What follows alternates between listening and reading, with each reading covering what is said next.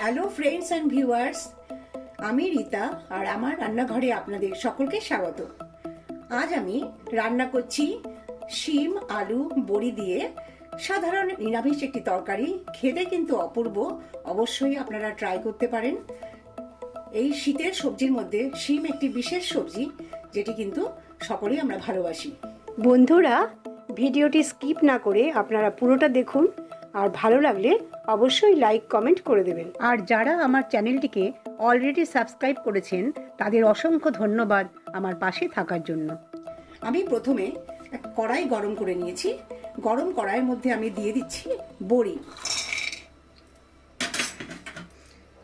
আমি বড়িটা শুকনো কড়াইতে একটু ভাজা ভাজা করে নিচ্ছি এই কারণে যে বড়ি প্রচণ্ড তেল টেনে নেয়, প্রচণ্ড তেল শুষে নেয়। ওই জন্য যদি প্রথমে আপনারা একটু খালি কড়াইতে, গরম কড়াইতে একটু নাড়াচাড়া করেন, তাহলে অতটা তেল শুষে নেবে না।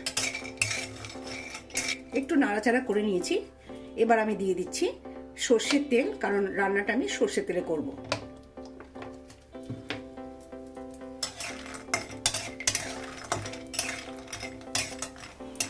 এবার বড়িটা ভাজা ভাজা হবে আর সমস্ত তেল কিন্তু ছেড়ে আসবে।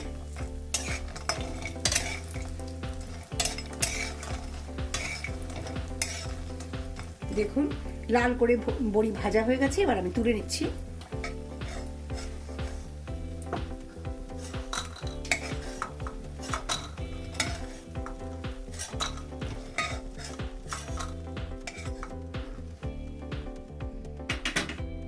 দেখুন, অনেকটা তেল থেকেই গেছে, বড়ি অতটা তেল শুষে নেয়নি। আমি দিয়ে দিচ্ছি আরো একটু সর্ষের তেল। তেলটা একটু গরম হবে। তেল গরম হয়ে গেছে। আমি শিম আর আলু এইভাবে কেটেছি, গোটা গোটা শিম রেখেছি আর আলু লম্বা করে কেটে নিয়েছি। আমি দিয়ে দিচ্ছি কড়াইতে শিম আর আলুর টুকরো।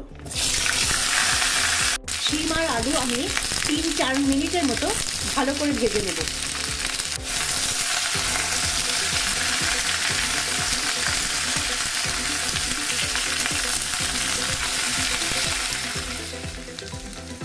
দেখুন, 3 মিনিটের মতো আমি শিম আর আলু ভেজে নিয়েছি, ভাজা হয়ে গেছে।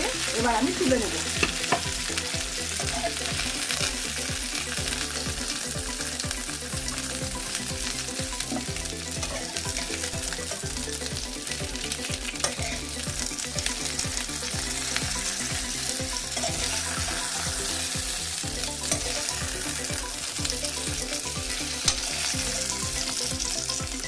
তেলে দিচ্ছি 1 চামচ কালো জিরে,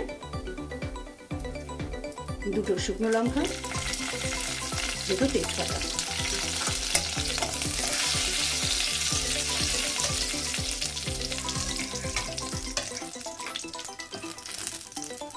ফোড়নটা একটু ভাজা ভাজা হয়েছে।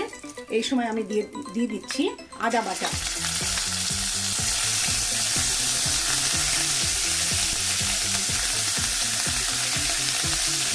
দিয়ে দিচ্ছি কাঁচা লঙ্কা বাটা।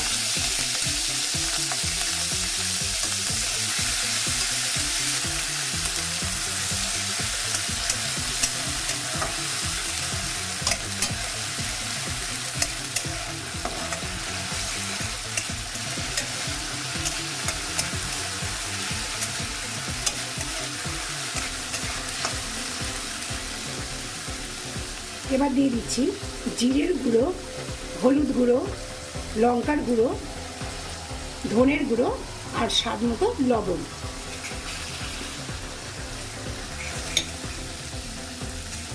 একটু সামান্য জল মিশিয়ে দেব।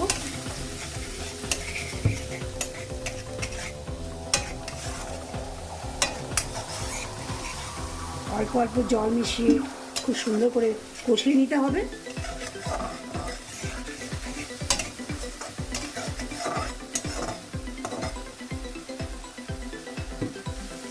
দিয়ে দিচ্ছি স্বাদ মতো চিনি। আপনারা যারা রান্নাতে মিষ্টি খান না, তারা কিন্তু এটা স্কিপ করতে পারেন।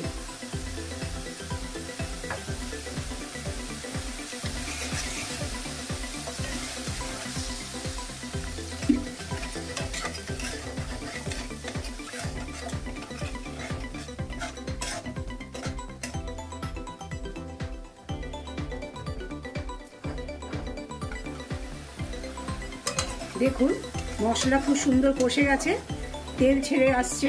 এই সময় আমি দিয়ে দেবো ভেজে রাখা শিম আর আলুগুলো। খুব সুন্দর করে কষিয়ে নিতে হবে সবজির সঙ্গে পুরো মশলাটা।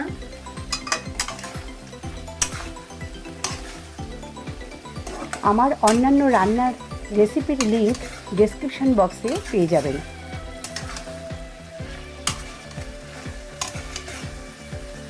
যেহেতু এটা আলু বড়ি দিয়ে শিমের ঝোল, তাই আমি একটু বেশি ঝোল রাখবো এই রান্নাটায়। আপনারা আপনাদের পছন্দ মতো ঝোল রাখবেন। আমি দিয়ে দিচ্ছি জল। যেহেতু ভাজা ছিল তাই সেদ্ধ হতে বেশি দেরি হবে না। একবার ফুটে উঠলে আমি ঢাকা দিয়ে দেব। ঝোলটা ফুটে উঠেছে, আমি ঢাকা দিয়ে 10 মিনিটের মতো রান্না করে নেব, গ্যাসের আঁচটা কমিয়ে দিয়ে। 10 মিনিট পর আমি ঢাকনাটা খুলে দিচ্ছি।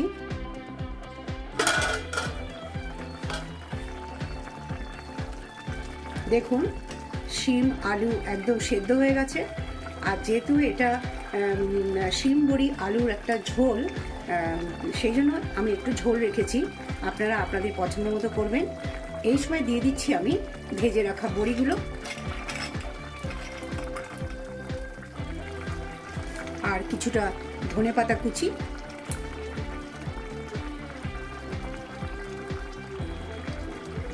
একটু নাড়াচাড়া করব।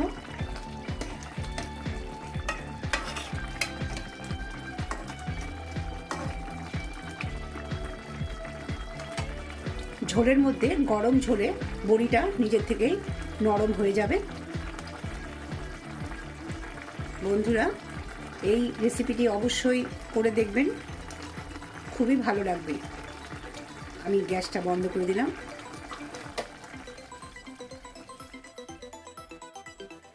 ভিউয়ার্স, রেসিপি ইনগ্রেডিয়েন্টস আর কিছু টিপস কুকিং ইনস্ট্রাকশনের সঙ্গে ডেসক্রিপশন বক্সে দেয়া আছে।